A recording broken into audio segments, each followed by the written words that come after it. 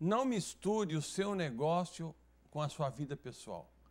Outro dia eu estava conversando com um empreendedor que precisava de um financiamento para pagar as dívidas geradas por conta de ter colocado as suas despesas pessoais e familiares dentro da sua empresa. Esse empreendedor tem um negócio extremamente promissor, mas hoje as suas dívidas estão tornando o empreendimento praticamente inviável. Quando eu perguntei a ele como foi esse processo, ele me disse que basicamente foram dívidas criadas de duas formas. O seu prolabore, que tinha um valor extremamente generoso para o tamanho do seu negócio, e as despesas de sua vida pessoal, tais como compra de automóveis para ele e a esposa, e pagamento de empregados, clube e caseiro da casa de praia, entre outros. O pior é que ele e a sua família foram se acostumando com o padrão de vida ligado a essas despesas, e a empresa, que era a única fonte de renda da família, estava entrando em um processo de falta de recursos para investimento. Agora, não só o seu negócio, mas também a família caminham para um colapso financeiro. Da forma mais traumática possível, esse empresário começou a aprender o perigo de misturar as pessoas físicas com as jurídicas. Durante a nossa conversa, esse empresário comentou que achava incrível como os empreendedores de origem mais simples, que passaram mais dificuldades na vida, foram muito mais bem-sucedidos do que aqueles com melhores condições sociais. Realmente ele está certo. Quando olhamos as histórias de empreendedores brasileiros de sucesso, nós ficamos impressionados com a grande quantidade daqueles que começaram do zero. Não pretendo aqui fazer um tratado sobre isso, mas quando analisamos a história de todos eles e a forma como administram seus negócios e as suas vidas, percebemos que essas pessoas são extremamente cuidadosas ao administrar os próprios recursos e os de sua organização. Na grande maioria das vezes, eles aprenderam desde cedo que só se gasta o que dá e guarda-se um pouco para os períodos mais difíceis. Mais importante, eles sabem que o seu padrão de vida deve ser compatível com a remuneração que o seu negócio pode oferecer. Um dos grandes inimigos das pessoas, e mais ainda daqueles que pretendem empreender, é aquilo que a gente chama de vaidade. Às vezes, empreendedores se endividam e usam a operação das suas empresas em benefício próprio por conta de manter um status e mostrar uma imagem de bem-sucedido. Essa fachada irá rapidamente desmoronar se não souberem ter a humildade suficiente para viver dentro de seus recursos ou, se for o caso, dar um passo para trás para proporcionar um grande salto para a frente. Termina aqui o nosso primeiro bloco, daqui a pouco eu volto.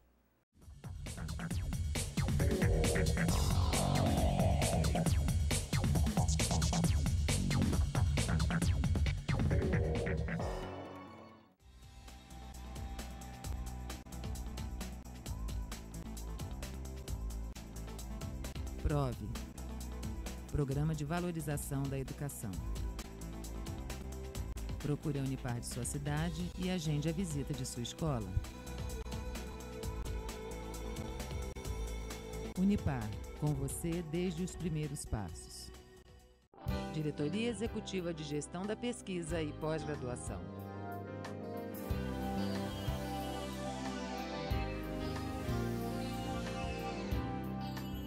Pesquisa é o maior barato.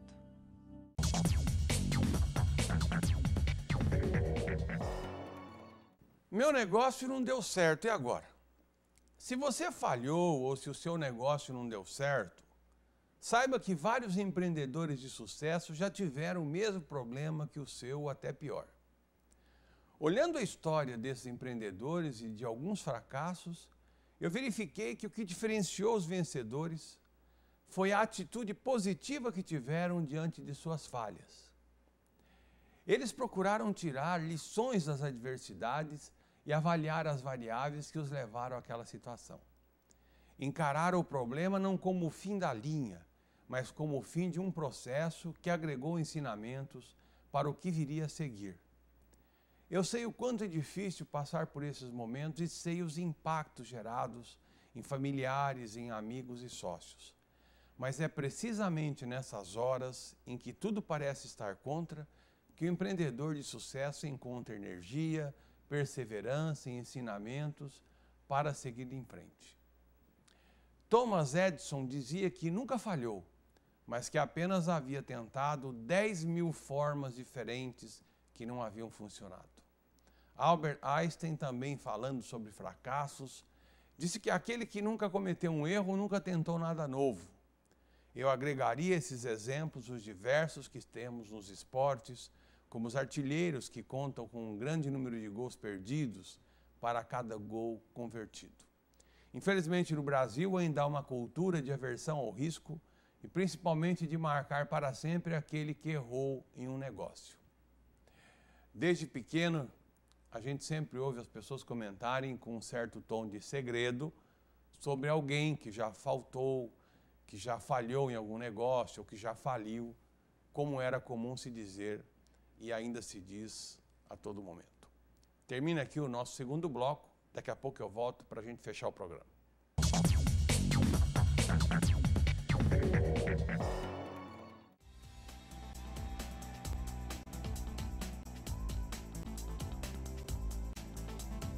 PROVE, Programa de Valorização da Educação. Procure a Unipar de sua cidade e agende a visita de sua escola. Unipar, com você desde os primeiros passos.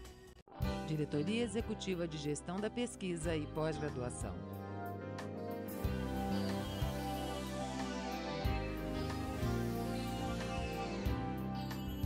Pesquisa é o maior barato.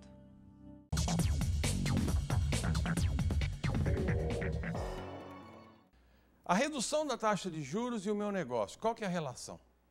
O Comitê de Política Monetária, o Copom, anunciou mais um corte na taxa básica de juros. Muitas vezes notícias econômicas como essas passam batidas pelos empreendedores, principalmente os de pequeno e médio porte, que lê as informações com perplexidade e se perguntam, e eu com isso aí? Né? O que geralmente eu respondo é, você tem tudo a ver com isso, caro empreendedor.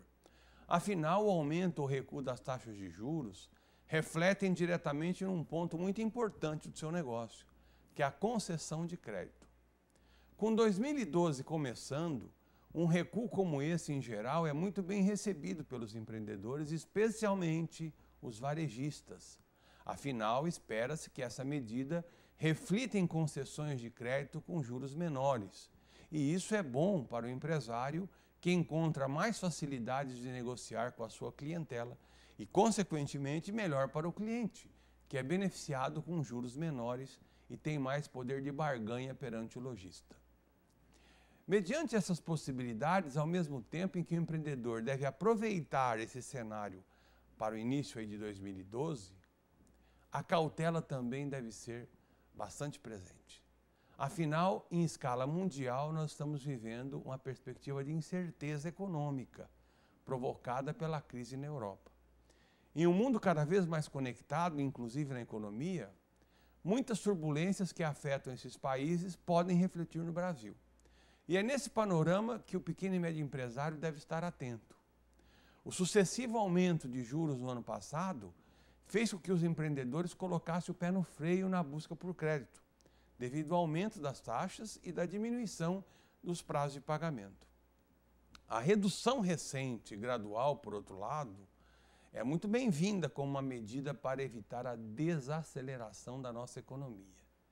Outras ações, como a redução do Imposto sobre Produtos Industrializados, o IPI, em certas categorias de produtos, no final do ano principalmente, também vieram com essa proposta de benefício. Mas com um cenário de cautela e ao mesmo tempo de oportunidades no horizonte, o conselho que eu lhe dou é o seguinte: fique atento, tenha prudência, mas não deixe de ousar. As ações que você conduzir agora vão determinar o sucesso ou fracasso do seu empreendimento pelo resto do ano. Por isso, haja com criatividade e busque soluções que contemplem os dois lados importantes e complementares: a prudência e a perspectiva de dias melhores. Termina aqui o nosso programa Gestão de Negócios. Para dúvidas e sugestões, escreva para a gente no tv@unipar.br. Obrigado pela sua audiência e até a próxima edição.